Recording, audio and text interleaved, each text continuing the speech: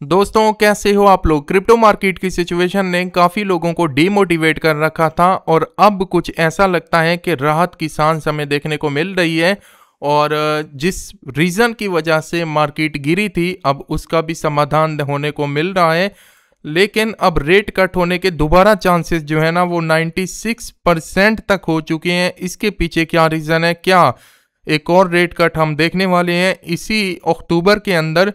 और अगर तो इंटरेस्ट रेट को दोबारा कट लगता है तो मार्केट की सिचुएशन क्या हो सकती है उस टाइम पे।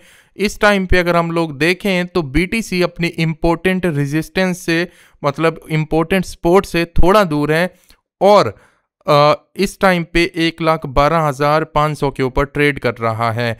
डिटेल के साथ जानेंगे क्योंकि अब इनफ्लो भी बीटीसी के अंदर हमें दिखाई दे रहा है और बड़ी वेल्स दबा के दोबारा से बाइंग करना स्टार्ट हो चुकी हैं। तो अब इसका इम्पैक्ट क्या हो सकता है डिटेल में जानेंगे, बट उससे पहले जल्दी से आप लोगों को करना यह है कि हमारे इस चैनल को सब्सक्राइब करके बेल आइकॉन प्रेस करना है ताकि क्रिप्टो मार्केट की सारी अपडेट आपको डेली मिल जाए। और साथ ही साथ हम इसी वीडियो की डिस्क्रिप्शन में हमारे व्हाट्सएप चैनल का आपको लिंक मिलेगा जहाँ पे सारी क्रिप्टो मार्केट की अपडेट टाइम टू टाइम मैं खुद देता रहता हूँ, तो उसको भी जाके ज्वाइन कर लो, टोटली फ्री है।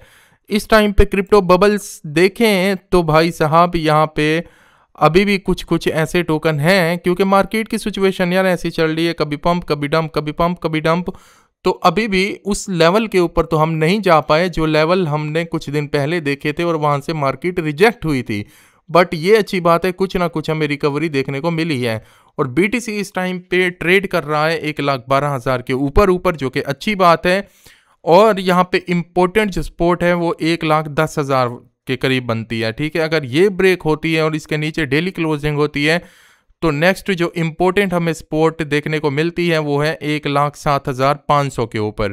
ठीक है, अगली बार जब पहले बीटीसी 1,23,000 से रिजेक्ट हुआ था तो फिर ये वाली इंपॉर्टेंट सपोर्ट थी, यहाँ से फिर पुल बैक हुआ था और फिर न्यू ऑल टाइम हाई की तरफ गया था 1,26,200। तो मतलब ये एक ऐसी बीटीसी की सपोर्ट है जो यहाँ पे बहुत तगड़ी है और बार बार जो है ना यहाँ पे इसको टच करने की ट्राई भी कर चुका है बीटीसी। लेकिन अब 1,12,000 वाली जो सपोर्ट है ना वो यहाँ पे 1,10,000 वाली वो यहाँ पे इम्पोर्टेंट रोल प्ले कर रही है। तो आई होप के मार्केट अब दोबारा उस लेवल के ऊपर नहीं जाएगी, लेकिन अगर 1,10,000 से नीचे आया तो फिर नेक्स्ट ये वाली सपोर्ट होगी 1,07,000। यहाँ पे ब्रेकआउट होता है तो फिर हाँ हमें बीटीसी जाता हुआ दिखाई दे सकता है 1,01,000 1,02,000 के ऊपर, जो कि जिसके चांसेस बहुत कम है। जब तक कोई बड़ी रीज़न ना हो मार्केट नहीं जा सकती, जैसा कि फंडामेंटल कोई बुरी न्यूज़ या फिर ऐसा वैसा कुछ। साथ में इथेरियम के ऊपर बात करेंगे और भी कुछ ऐसे टोकन हैं छोटे मोटे, उनके ऊपर बात करेंगे। लेकिन कुछ न्यूज़ यहाँ पे अगर हम लोग देखें, अच्छा सबसे पहले इथेरियम की बात करें तो ईथ को देखें हम लोग। ईथ इस टाइम पे मुझे बहुत ही हैरान कर रहा है क्योंकि देखा जाए तो है तो ये भी ऑल्ट कोइन, ठीक है, लेकिन ये उतना ज़्यादा यार देखो ना जब करेक्शन आई थी तो यहाँ पे 3400 के ऊपर आ गया था, लेकिन फिर इसने यहाँ पे नीचे रुका नहीं, फिर अच्छे से दोबारा रिकवरी कर गया। मतलब इस टाइम पे देखें तो 4100 के ऊपर दोबारा ये ट्रेड कर रहा है, जो कि एक बुलिश सेंटीमेंट है और आने वाले टाइम के अंदर ये बहुत हमें अच्छा मोमेंटम इसके अंदर भी देखने को मिल सकता है।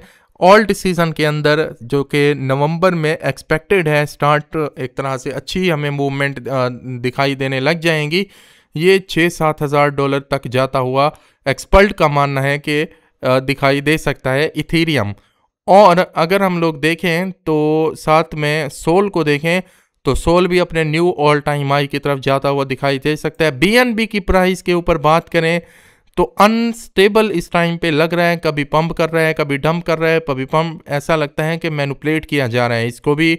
और बीएनबी के अंदर मेरे ख्याल से यहाँ पे एंट्री बनाना मैं कोई भी रिकमेंडेशन नहीं दे सकता। साथ ही साथ ARB टोकन काफ़ी प्यारे जोन के अंदर इस टाइम पे चल रहा है, हम इसको एक्सप्लोर कर सकते हैं। बाय द वे यहाँ पे बीटीसी की डोमिनेंस देखें तो अब थोड़ा सा ये नीचे की तरफ रिजेक्ट होना स्टार्ट हो चुकी है, 59% के ऊपर इस टाइम पे ये चल रही है। और हमारा जो ऑल्ट सीज़न है मैं काफ़ी पहले आपको बता चुका हूँ कि अगर ये यहाँ पे देखो, ये जो इस टाइम पे इसका जोन चल रहा है ना, यहाँ से सीधा ये रिजेक्ट होगी और यहाँ तक आ सकती है। फिर यहाँ पे हमारा पड़ा हुआ है ऑल्ट सीज़न, मतलब कि 50 के नीचे नीचे 45 के ऊपर ये आ सकती है। क्योंकि पहली बार अगर पहले देखें तो उस बार भी ऐसा हुआ था। यहाँ पे अगर देखें हम लोग तो ये देखो, ये है हमारा ओल्ड सीज़न, ठीक है। तो यहाँ पे तो आई होप कि अब जिस तरीके का साइकिल बन रहा है, जिस तरीके की हमें देखने को मिल रही है पोजीशन यहाँ पे, तो यहाँ से ये रिजेक्ट होती हुई दिखाई दे सकती है। और ऐसा नहीं कि इसमें टाइम लग जाएगा, जब ये रिजेक्ट होगी तो फिर काफ़ी स्पीड के साथ विद इन 1 मंथ के अंदर हमें यहाँ पे ये रिजेक्ट होकर नीचे देखने को मिलेगी। और ऑल्ट काफ़ी भयंकर तरीके से पंप करेंगे सारे छोटे मोटे टोकन। तो एक तो ये, दूसरा ये है जी जनाब, यहाँ पे वाइट हाउस ने कंफर्म किया है, मतलब कि टैरिफ वाली जो बात थी चाइना और अमेरिका ने जो मतलब ट्रंप ने टैक्स की टैरिफ लगाने की बात की थी, अब वाइट हाउस ने कंफर्म किया है खुद के ट्रंप और चाइना के जो प्रेसिडेंट हैं उनके साथ एक मीटिंग होल्ड हो चुकी है और डिस्कस होगा ट्रेड के ऊपर। मतलब कि अब ये आपस में टेबल के ऊपर बैठेंगे और बात करेंगे और आई होप कि जल्दी इनका टैरिफ वाला मसला हल हो जाएगा और वो मार्केट के ऊपर अच्छा इम्पैक्ट पड़ेगा। और ये न्यूज़ आने के बाद वैसे भी अच्छा इम्पैक्ट पड़ा।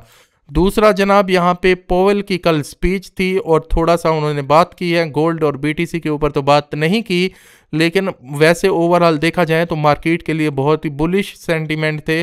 उनकी बातें सुन के बातें भी अच्छी थी, कुछ मार्केट के हक में थी। और उसके बाद अब रेट कट होने के जो चांसेस हैं दोबारा से 96% तक यहाँ पे इंक्रीज हो चुके हैं। मतलब कि अक्टूबर के अंदर हमें दोबारा यहाँ पे एक रेट कट देखने को मिल सकता है, जो कि एक बढ़िया न्यूज़ है।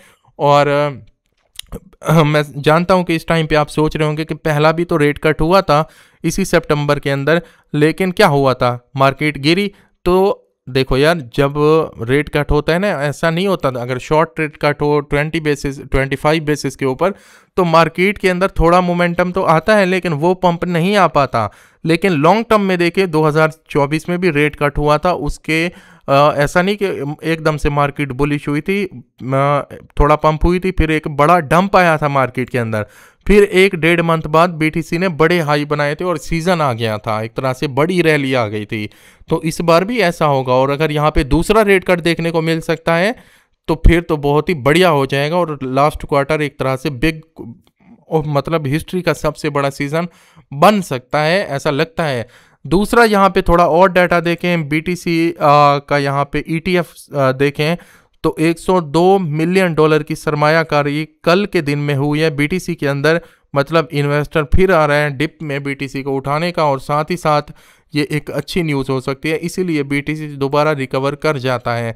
और यहाँ पे ईथ का अगर हम लोग देखें तो ईथ के अंदर 236 मिलियन डॉलर की सरमायाकारी की गई है कल के दिन में, 14 अक्टूबर का बता रहा हूँ आपको। इसीलिए तो ईथ यहाँ पे टूट नहीं रहा, दोबारा रिकवर कर जाता है और ये ओवरऑल मार्केट के लिए अच्छी की बात है। दूसरा गोल्ड देखो, गोल्ड अपने हाई पे हाई बना रहा है और गोल्ड का फंडा ये है कि अब वहाँ से जब वो रिजेक्ट होगा तो इतनी रिजेक्ट होगा कि मनी रोटेशन फिर इस मार्केट के अंदर होगी।